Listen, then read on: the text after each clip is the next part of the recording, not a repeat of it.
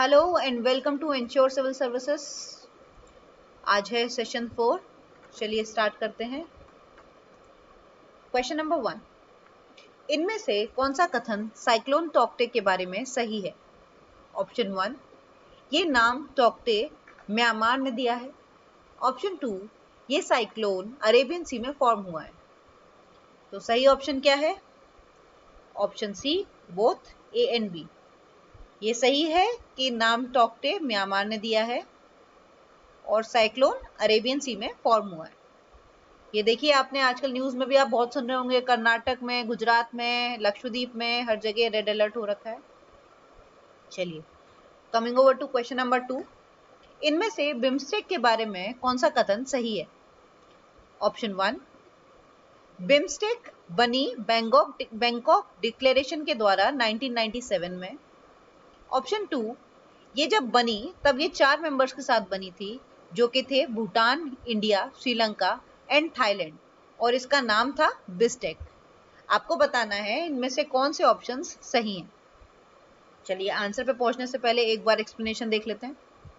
ये देखिए, आप ये देख रहे हैं, ये है इस मैप में आपको ये दिख रहा है कि ये बिम्स्टेक की कंट्रीज हैं जो बिम्स्टेक में है। अब बिम्स्टेक की फुल फॉर्म आपको पता ही होगा, bay of Bengal initiative for multi sectoral technical and economic corporation.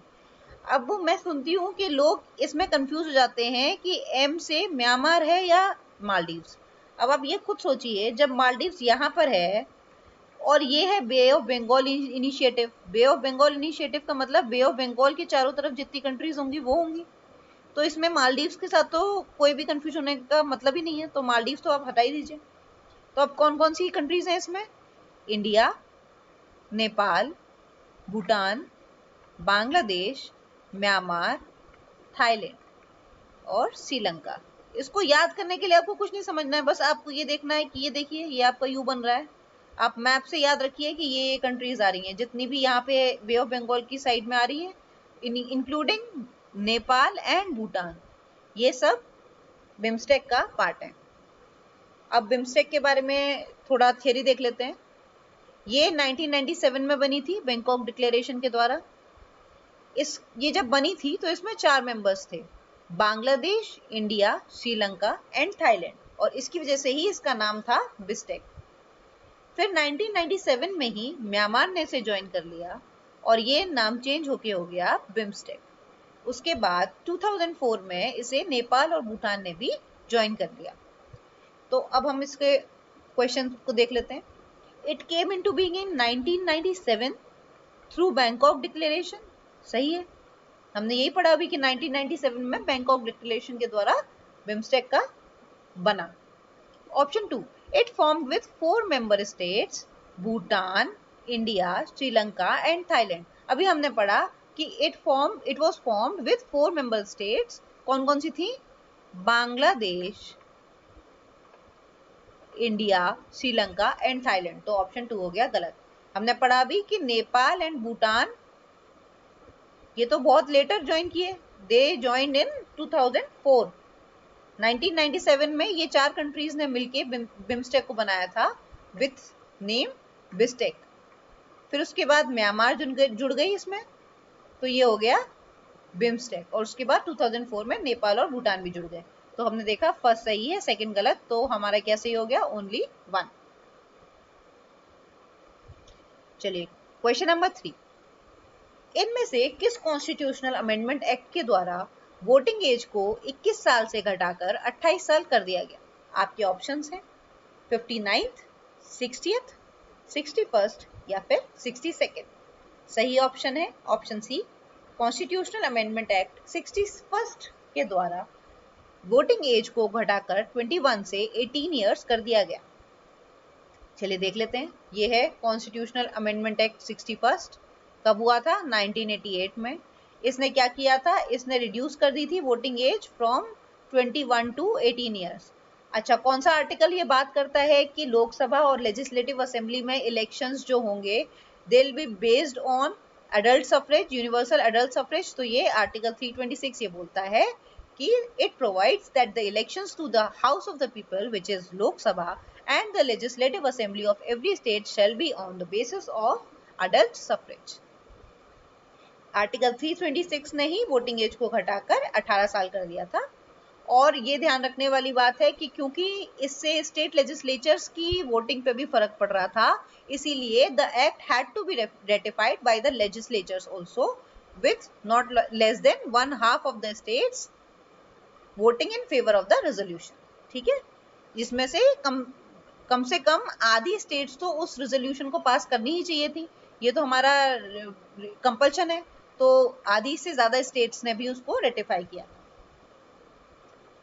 तो क्वेश्चन नंबर 3 हो गया। क्वेश्चन नंबर 4, इनमें से कौन सी states 6th schedule of the Indian constitution में इंक्लूडेड नहीं है? आपके ऑप्शंस हैं A Meghalaya, B Tripura, C Mizoram या फिर डी मणिपुर। सही आंसर है डी मणिपुर। मणिपुर इसमें इंक्लूडेड नहीं है। इसको आप याद कैसे करेंगे कि 6th शेड्यूल में कौन कौन सी स्टेट्स इंक्लूडेड है? एटीएम में नो मनी, नो मनी मतलब मणिपुर नहीं है। कौन कौन है? असम, त्रिपुरा, मिजोरम एंड मेघालय, ये चारों हैं, बट मणिपुर नहीं है। ठीक है। क्वेश्चन नंबर 5, नागोर्नो काराबाख, ये रीजन अभी बहुत ज्यादा न्यूज में फिर से आ गया था। आपको बताना है कि ये किस कंट्रीज के बीच में एक टेरिटोरियल कॉन्फ्लिक्ट है। ऑप्शन है Armenia Turkey, option B Armenia Azerbaijan, option C Israel Jordan या फिर ऑप्शन डी इजराइल सीरिया। सही आंसर है बी अर्मेनिया अजरबैजान। ये देखिए, ये आपको दिख रहा है, ये है अर्मेनिया और ये है अजरबैजान, और ये जो आपको रेड में रीजन दिख रहा है ये है नागोर्नो काराबाख का रीजन। ये रीजन ऐसे अर्मेनिया कंट्रोल करती थी, बट ये आता है अजरबैजान की टेरिटरी के अंदर। ठीक है, ये है अजरबैजान की टेरिटरी। और ये ग्रे एरिया क्या दिखा रहा है? ये दिखा रहा है अर्मेनियन ऑक्यूपाइड टेरिटरीज। तो ये है अर्मेनियन ऑक्यूपाइड टेरिटरी। तो अब इसको हम एथनो टेरिटोरियल कॉन्फ्लिक्ट क्यों कह रहे हैं? क्योंकि एक तो टेरिटोरियल कॉन्फ्लिक्ट तो है ही, साथ में एथनिक कॉन्फ्लिक्ट भी है, क्योंकि अर्मेनिया एक क्रिश्चियन मेजोरिटी कंट्री है, वाइल अजरबैजान एक मुस्लिम मेजोरिटी कंट्री है। और जो ये नागोर्नो काराबाख रीजन है जो कि है अजरबैजान के अंदर, ये इसमें बेसिकली ज्यादा अर्मेनियन लोग रह रहे हैं। ठीक है, यही लिखा हुआ है, Nagorno Karabakh region has 95% of the population as ethnically Armenian. 95% of the population जो यहाँ पे रह रही है नागोर्नो काराबाख रीजन में, ये बेसिकली अर्मेनियन है। ठीक है, तो हमने ये क्वेश्चन नंबर 5 हो गया हमारा। क्वेश्चन नंबर 6, इनमें से स्वदेश बांधव समिति की रचना किसने की? आपका ऑप्शन है ए अश्विनी कुमार दत्त, बी जतिन दास, सी भावभूषण मित्र या फिर डी नरेंद्र नाथ भट्टाचार्य।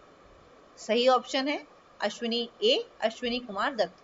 अश्विनी कुमार दत्त जी ने स्वदेश बांधव समिति को बनाया था, और इसका एम क्या था कि जो घरेलू उत्पाद हैं, जो इंडिजिनस प्रोडक्ट्स हैं, उनका ज्यादा से ज्यादा कंजम्पशन हो और जो फॉरेन गुड्स हैं उनका बहिष्कार।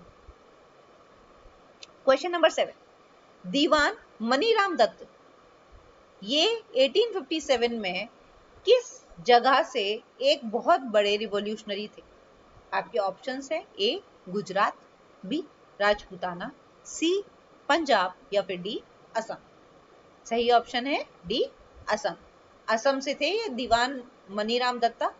ये पहले बहुत क्लोज एलाई माने जाते थे ब्रिटिशर्स के, बट फिर कुछ ऐसा हुआ कि ये ब्रिटिशर्स के अगेंस्ट हो गए, और फाइनली 1857 के रिवोल्ट में इन्होंने बहुत बढ़ चढ़कर हिस्सा लिया ब्रिटिशर्स के अगेंस्ट, और इनको फांसी दे दी गई। क्वेश्चन नंबर 8, इनमें से कौन कौन से इंसिडेंट वाइसरॉय लॉर्ड इरविन की समयकाल में हुए? आपके ऑप्शंस हैं first round table conference, second Simon commission, जब वो बॉम्बे आया Simon commission, option 3 Meerut conspiracy जब चालू हुई, ऑप्शन 4 चित्तागोंग आर्मरी जब हुई।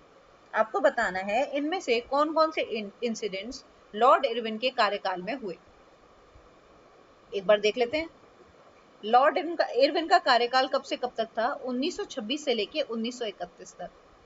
फर्स्ट राउंड टेबल कॉन्फ्रेंस हमें पता है कि कब शुरू हुई थी, नवंबर में 1930 में स्टार्ट हुई थी और जनवरी 1931 तक चली थी। साइमन कमीशन 1928 में आया था, हमें पता है साइमन कमीशन 1928 में आया था।